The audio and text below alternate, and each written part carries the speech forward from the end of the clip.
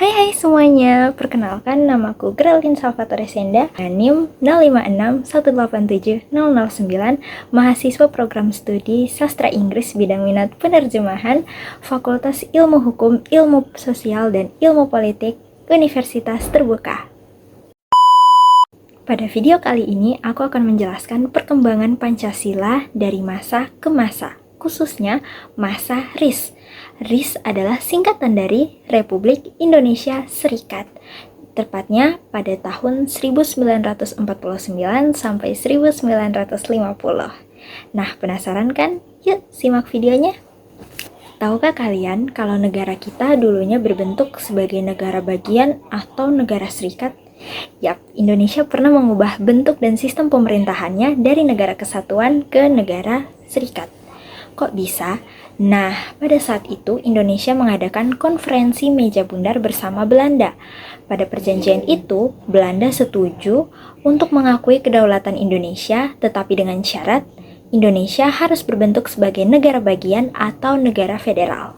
Karena itu, pada tanggal 27 Desember 1949, terbentuklah Republik Indonesia Serikat atau yang disingkat sebagai RIS. Pada masa itu, Indonesia terdiri dari beberapa negara bagian, bukan negara kesatuan seperti yang kita kenali saat ini. Pada masa RIS, Konstitusi 1949 digunakan sebagai dasar negara. Pancasila juga tetap digunakan sebagai dasar negara, namun sila-silanya sedikit berbeda dengan yang ada pada pembukaan Undang-Undang Dasar 1945.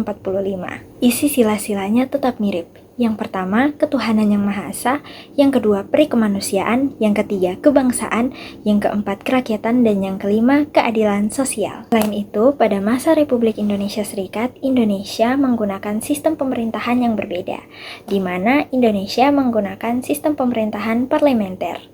Nah, pada sistem pemerintahan parlementer ini, Perdana Menteri lebih menjalankan pemerintahan ketimbang pada akhirnya, pada tanggal 17 Agustus 1950, negara Indonesia resmi kembali menjadi Negara Kesatuan Republik Indonesia. Saris, kita bisa melihat nilai persatuan dalam Pancasila. Walaupun Indonesia saat itu berbentuk negara serikat, negara rakyat tetap ingin bersatu kembali menjadi Negara Kesatuan Republik Indonesia. Hal ini menunjukkan bahwa persatuan bangsa lebih penting daripada kepentingan daerah atau kelompok tertentu.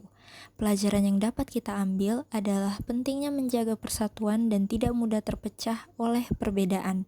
Nilai ini masih relevan bagi generasi muda sekarang, terutama di era media sosial, karena perbedaan pendapat sering memicu konflik. Oleh karena itu, kita harus saling menghargai, menjaga toleransi, dan mengutamakan persatuan sesuai nilai-nilai Pancasila.